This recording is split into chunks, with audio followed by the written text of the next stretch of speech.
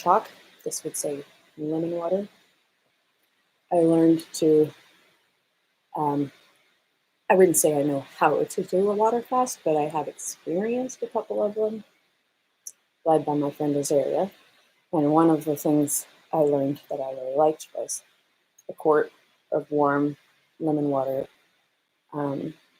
Ideally, I would drink it before coffee or really anything else. Like that's really what's ideal. But in this case, well, in this case, I kind of did. I didn't. I sort of fasted, whereas I basically didn't think about food until it was about 1 o'clock. Started this very small nuts and an orange and stuff, very small meal to break my fast. And now I've just heated up some chicken that yesterday Heather cooked up. I'm grateful, very grateful for that. So I'm going to finish getting set up and then do what I want to do. I realized in the spirit of come as you are, which is one of my, I call everything, a lot of things I do come as you are. Anyway, in that spirit,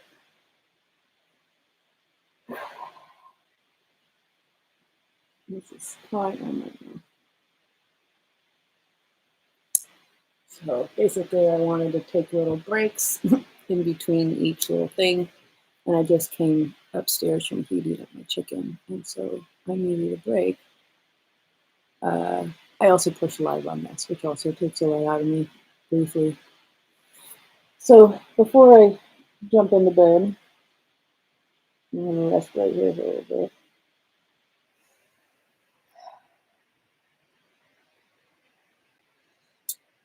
All right, so today definitely needed to be a rest day. And I'm honoring that. But also,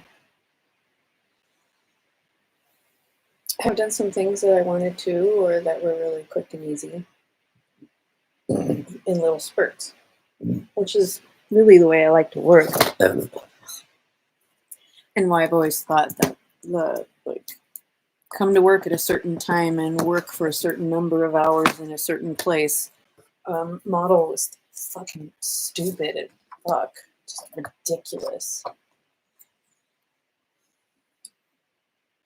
If I could have been, if I had been trusted, and if organizations understood the value of video conferencing, I could have worked from home, and then I could have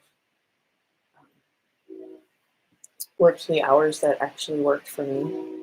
And realistically, I would get so much more done if I hadn't had to get dressed. If I had to spend time and energy getting dressed and commuting, that took valuable energy away and life. I never close that. And time away from my life, a lot. And everything just took so much fucking time, and couldn't take breaks when I needed them. I couldn't take the length of breaks I needed. Everything for me, myself, was a rush. And now, and I didn't need 8 hours to do an appropriate amount of work, like a really very generous amount of work, because I've always been one of those people who can do the work of 3 in the time of 1.5. Okay, I'm gonna go make that sound stop.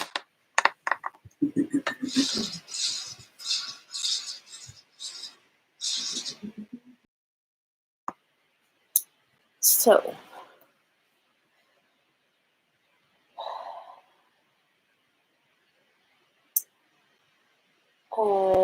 something I told my therapist recently, I really want a different word for her, because she's my, I guess I could say primary care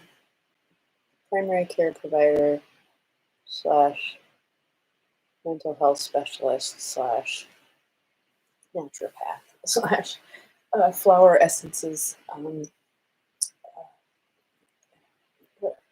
Yeah, she's awesome. So I was telling her that based on the blend of flower essences we started with, I should review those notes to see what they were. Based on those, I had already like kind of felt like had moved past child child healing, inner child healing, and the kind of trauma, that I experienced or whatever between, up until the age of 50. But no, the child trauma, up until like 12 or whatever.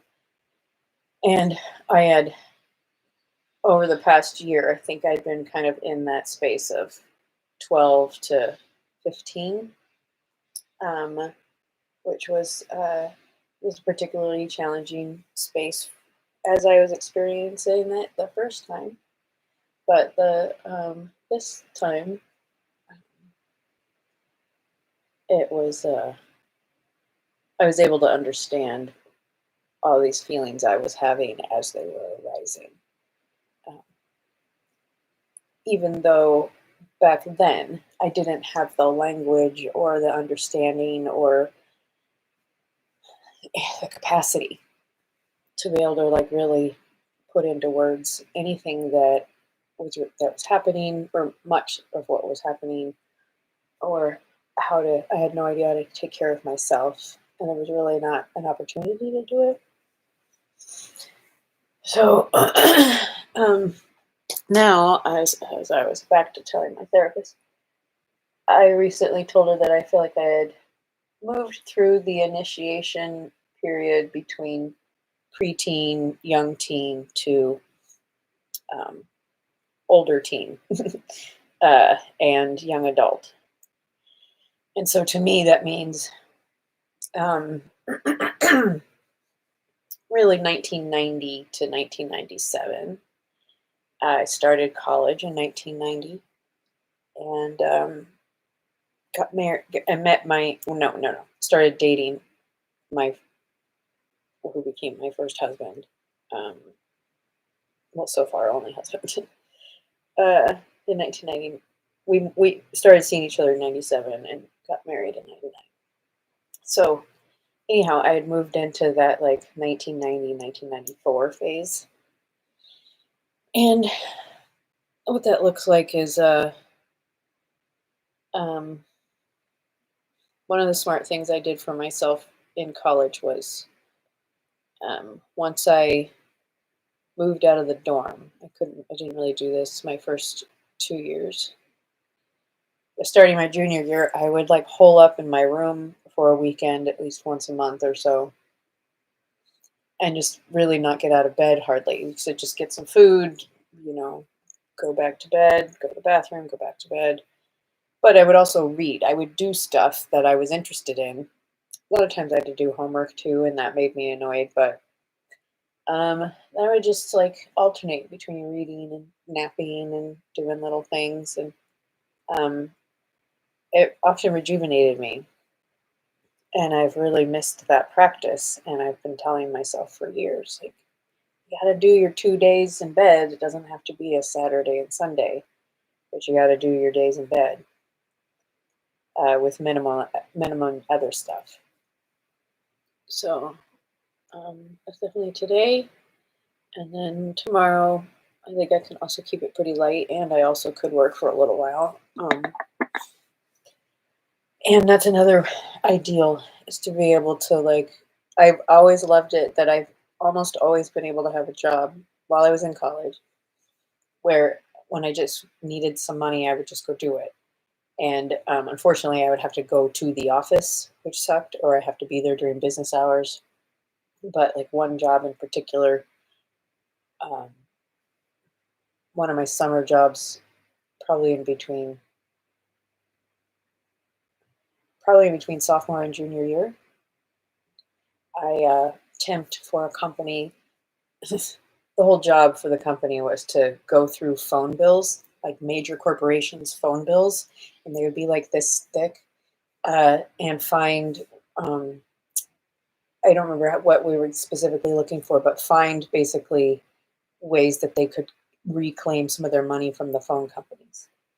And so I know that sounds like crazy, but basically it was a whole company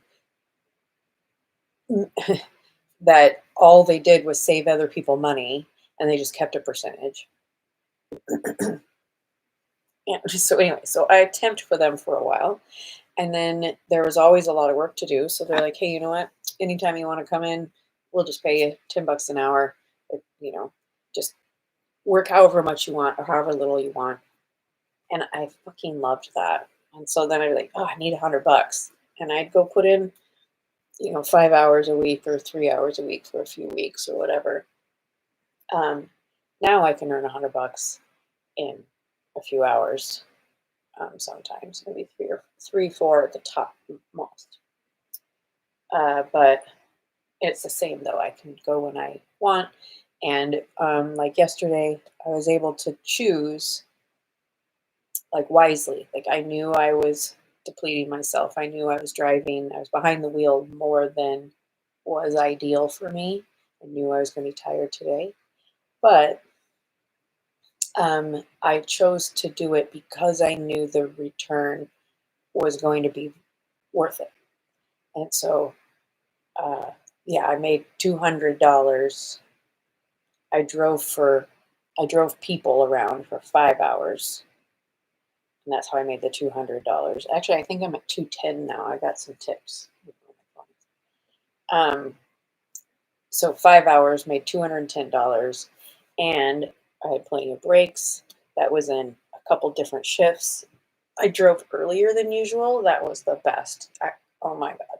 Now I know that midday, Thursday, Friday, probably Saturday for sure, maybe Sunday. I don't know.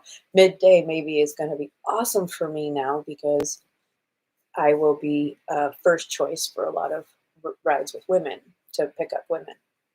I know that's going to sound to be matched with women or non-binary riders. So yeah, I used up a lot of executive functioning.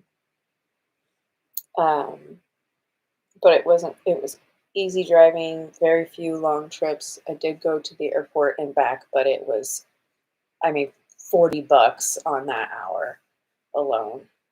It was 45 minutes, I don't know. So yeah, yesterday was like a perfect example of discernment. I can change my mind. I can take breaks when I need them. I can choose for myself when to work and when not to. Because I always turn the app off when Lyft is not giving. It's not giving me at least $250 per ride. I prefer more like $350 plus as my base. But anyway, if I'm not received, if they're just trying to pay straight pay, 90% of the time I'm just like, fuck it. No, I'll just go offline. The exceptions are if I'm in the process of earning a valuable ride challenge. Like yesterday, I needed to do 12 trips in order to earn an extra $25, which at first it was like, it's not fucking worth it. If I'm tired, I'll just go home. But I kept being able to keep driving, and then I was down to the last five. And I'm like, you know what? I totally could stop. But I also think I could do 5 more trips, and that would be worth $75 because my trip average all day yesterday was 10 or more dollars per trip, and my I was 5 away from another $25. So I was like, okay, well, $5 per trip bonus, even if they're not putting anything on the table. So in that case, I did stay online, even if I wasn't getting surge bonuses. But every time I turned it off and took a break, all of a sudden I would get surge bonuses again within a mile or so of where I was. So yeah, that's me being able to work when I want, me resting. This is also me having like so much cozy, comfy stuff that is I never had it as a kid or even as a young adult or even as an adult. I don't know. Blankets like this I don't know. It seemed like they didn't exist or something. Maybe it's newer fabrics. Maybe they literally didn't exist when I was younger. Like this much softness. Anyway. Back in my day, we didn't even have soft blankets. Oh my god. I think that's literally true, though, is the thing. So, I mean, like this kind of material, except for this is my favorite ever. Oh, what is this one? This sort, no, I gotta show this one. Oops. I shouldn't probably be holding my pudding when I'm trying to do it. This kind of material. It's like nubby, very, very soft. This is my favorite ever since I was a kid. The last time I had something that had this feel was my baby blanket Gomet, which I still have a little piece of Gomet, but yeah, I have literally searched my entire life since Gomet, became something I couldn't carry around. I've been looking for that same little hand feel, what it feels like on my hands, and anyway, yeah, these sort of amazing materials did not exist when I was a kid. All my blankets were scratchy, and my bed was smaller than a single, like a kid's. I slept on a like kid-sized bed until I left for college, I think. Except it wasn't actually a bed. It was like this. I know these things still exist, but it like folds out to be like basically you can lie on the floor on it. It's a nice big cushion, and it has a like built-in pillow, so it can be laid out or you fold it up, and it's a cube with a little back. And they're meant to be something like a one-nighter or something, or just lie down to read, or they're not meant to be beds. But that's what I had for I don't know how long. I think a couple of years.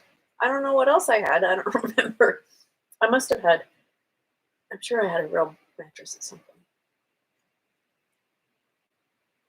Probably by the time I got to high school. Yeah, no, I'm sure I had a mattress by high school.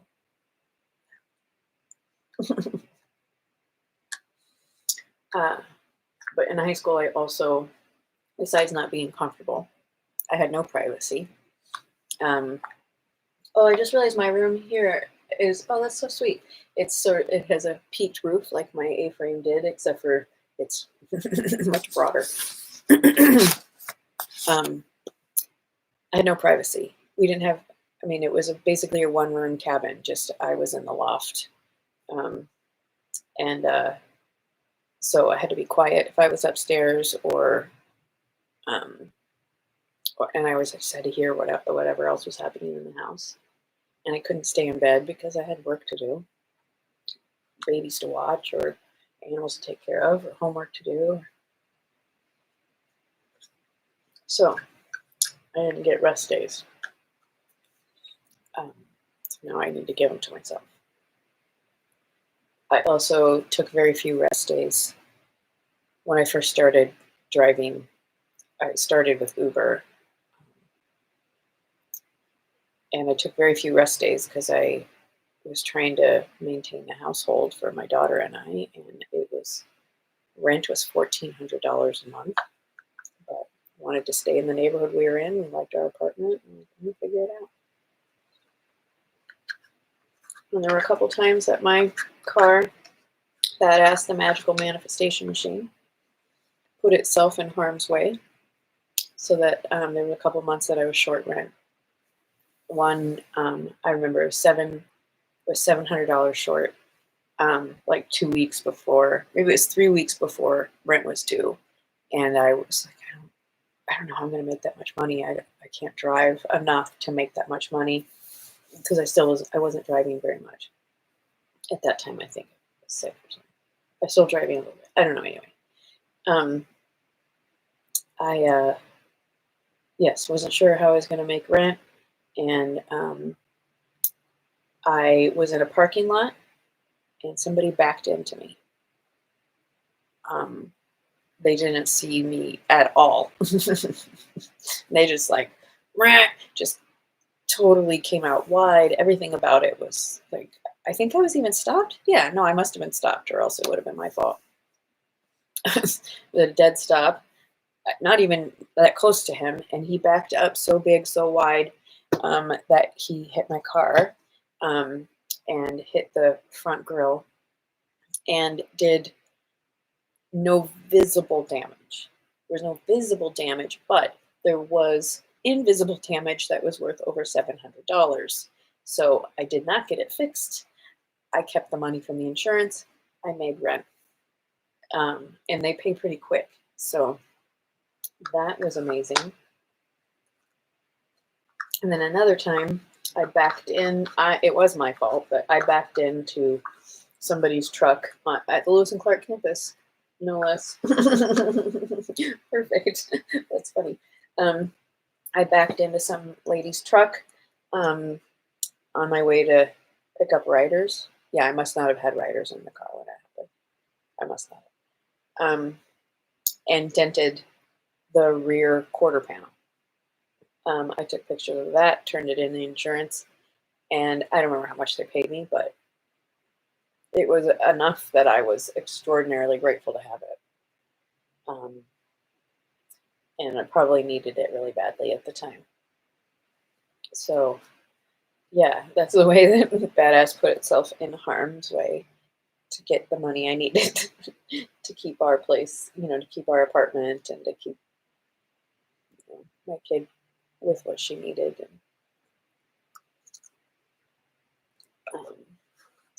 Yeah. And Badass is where I did all of my training for being a professional driver, all my practice. Okay. All right, so I know there was a whole bunch of things that I needed to get off of my chest.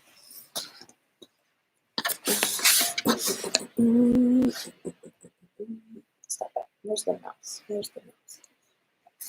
Back in my day, a mouse had 4 legs. And one time my cat was playing with a mouse, like by picking it up by its tail and throwing it in the air and then batting at it. Anyway, back in my day, a mouse was a critter. This is now a mouse. Fact is, these used to also always be attached to the computer. And actually, we didn't have a mouse at all for I don't know, when did computers start using a mouse? I don't know. I think Mac was the first to do it. And it was like the 90s, late 90s. It was late 90s. I'm pretty sure. No. I don't know. We had early 90s. Something like that. I don't know. But they weren't common. They weren't, automatically used. How do we do it? I don't know. Why do I not remember? Anyway. Maybe it always had a mouse. It must have always had a mouse. Shit, I have no idea. And why did Apple name him a mouse? What is it called?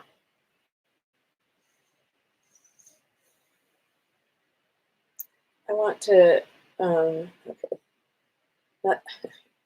one of my dreams is that I'll be able to be making one of these videos where I'm just saying stuff, but I want someone to find something for me that I can just say, hey, will somebody go find XYZ and link it in the comments? So I haven't really started doing that yet, but I'm going to now. I want a picture of the kind of standard model Mac 2E, I think it was the very first one. So whatever was out in let's see, I was in 7th or 8th grade when I saw one for the first time. So what does that make it? Jesus.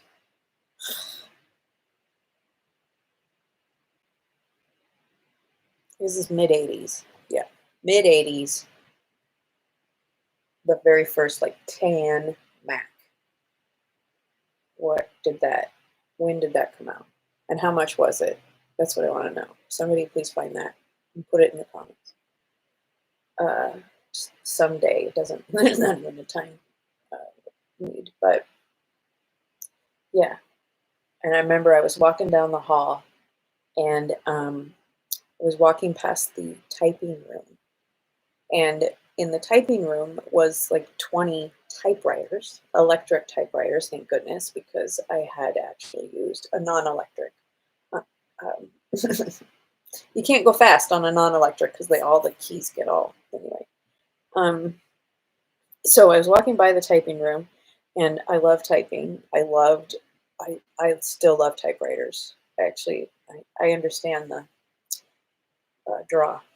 Anyway, that's what I learned to type on was a clunky electric typewriter. So I'm walking by, and I look in because I always looked at the typewriters because I like typewriters. So I always kind of looked at them, and I saw something new in the across the room. Um, it's so funny. It's like I'm saying the story of a meat cute with my like husband or something. I don't know, I guess in a way, computers have been a companion. Anyway, I'm walking by and I see this thing across the room, and I'm like, oh, is that the Macintosh?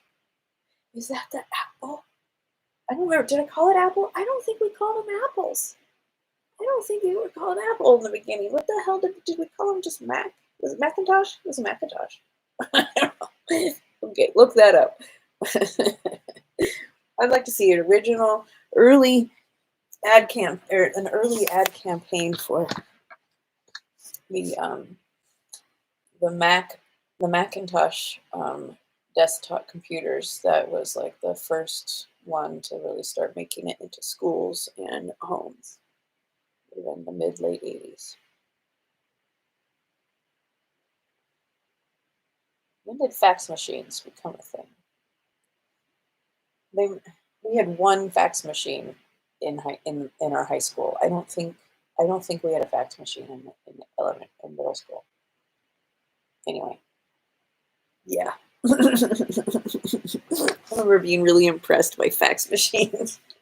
What do you mean? How is information sent over a phone line? And what is that horrible sound it makes? Took me a long time to understand fax machines. But it had a party line. Our first phone was a party line. And we probably didn't have a phone until I was in high school. I'm almost positive we didn't have a phone until my sophomore year in high school. Maybe freshman.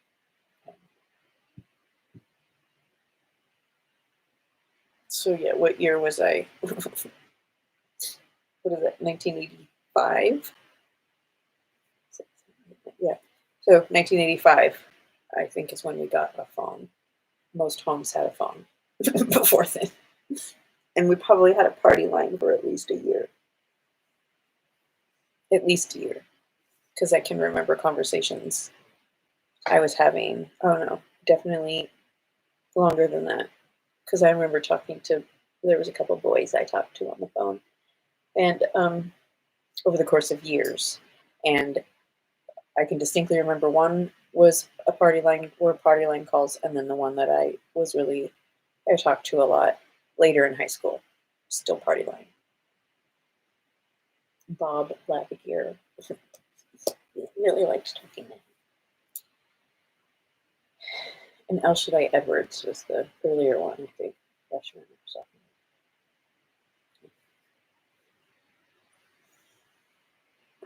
So, long love affair with computers. Um, long, like, watching them grow, watching them become a thing. Um, and I really loved being able to keep up with the technology for at least a few years. I love that my high school had the very first computer lab in Alaska because it was a new high school, and we got a grant to be able to buy computers, and they were clunky old IBMs probably. Um, and I learned programming with my best friend Ellis sitting right next to me, and I think it was BASIC, the BASIC language. I don't know, we probably did some others. There was a couple languages I loved, and I loved it. It was the coolest. And it was so easy because once you realize that a computer will never do something you didn't tell it to do, it cannot do something you didn't tell it to do, at least back in those days. You could always just find the error and correct it, and then the program would work. I loved it. I also loved the flow of it. I loved like mate. I don't know. Yeah, I loved it. And then when I went to college, because I had had that programming experience, I got hired to be tech support in 1990 on the Lewis and Clark campus. And to be tech support then, all you had to be able to do was carry desktops and monitors, which I couldn't always do because they were really heavy, into people's offices and plug them in. You'd like take them out of the box, plug them in, make sure they booted up, make sure they knew how to get on it, and then walk away. And then sometimes, and I remember keeping the packing peanuts at one point because I heard they were corn, and I wasn't eating much at the time. So I was like, I wonder if I ate these packing peanuts, would they would they fill me up? Not good. Anyway, yeah. And then sometimes someone would say, I don't know what's wrong. My computer's not working. And we would go look at it and be like, you know what? Let's just turn it off. And then you turn it back on. You got to wait. You got to leave it off for at least 15, 30 seconds. And, or longer if you want. You can be telling the person, oh, yeah, we just got to leave it off for a while. Because I didn't want to go back to work. And so I was like, yeah, just give us a couple minutes. And then, all right, we plugged it back in, turned it back on. Everything's fine. Every once in a while, though, I'd get to do the defragmentation of the hard drive or some shit like that. That was fun. Okay. Definitely did not have a computer that could sit in my bed with me until a few years ago. I didn't have my first home computer till probably 1998. I'm pretty sure, yeah. I think Jeremy had a computer. No, we bought that together. Oh my God. It was so expensive to buy a desktop computer at the time. And it was so hard. Technology had come a long way in those 10 years. So yeah, I remember planning our wedding and having the internet available, but it's not like, it wasn't very helpful yet.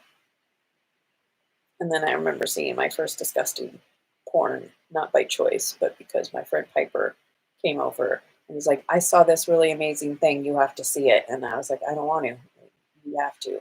And then it burned the image into my eyeballs. It wasn't even a sexual thing. It was a disgusting thing. But that's what was on the porn. That's what kind of porn made it up first, was the disgusting stuff. All right. Okay. Oh, I'm making notes, basically like brain dump notes. I need to, so I can get them out of my brain. I keep forgetting things and then not doing things I want to do. Okay. I need to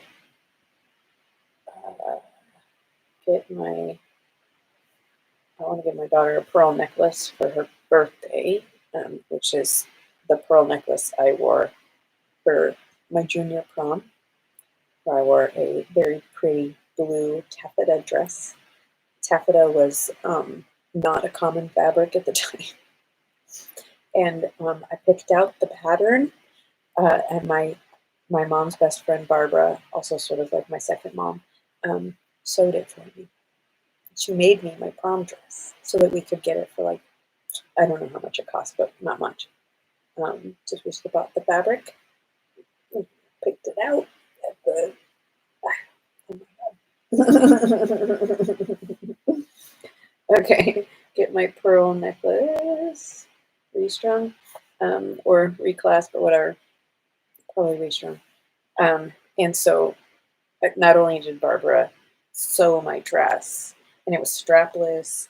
God, that was so cute. And my boobs weren't insanely large yet. Oh my God, I gotta find that photo. Oh no. That might be some that are gone. So many photos are lost. I probably should try emailing it. Ex-housemate.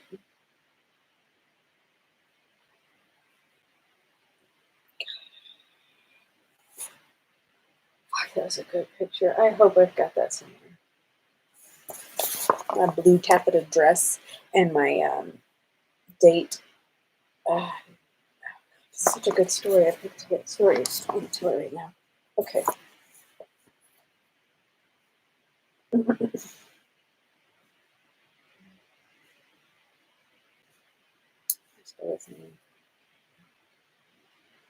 This guy was so sweet. He was an exchange student from, I don't remember where. I could find it in the yearbook. I want to look up my yearbooks. Oh my gosh, that would be fun.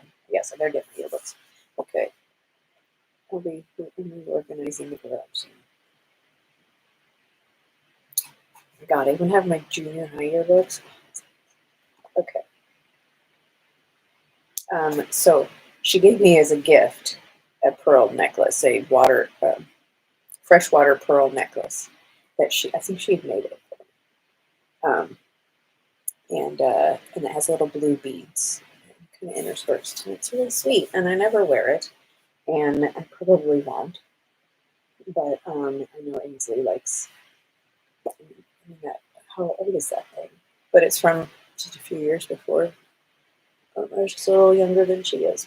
I had it. Oh, and I won prom princess in that with that skirt. I mean, with that necklace on. Prom princess.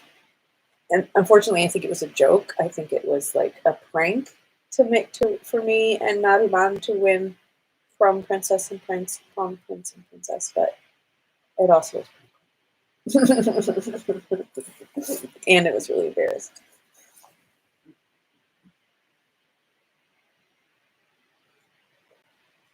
Or it's possible it wasn't a joke. I don't know. I mean, I think my friend Jen was the one who kind of initiated it and kind of went around and was like, "Hey, everybody, vote for Heather and Nariman." Wait a minute, was it Alex? Alex won. So I gotta look. I think the guy I had been crushing on all year long, Alex. I'm pretty sure he won prom prince, and so I got to dance with him, and so that like made it everything worth it. I'll look that up. Oh my God, I'm so into him. And then I introduced him to my new friend who had just moved to town, and they fell in love and got engaged eventually. But didn't get married. So that was painful. But I love them both. Okay, where was I going? Oh yeah, computers. Oh, TV. I could lay here and watch TV without any effort, hardly any effort whatsoever. And I have access to anything I could want. Okay, I'm going to end this because I'm getting tired.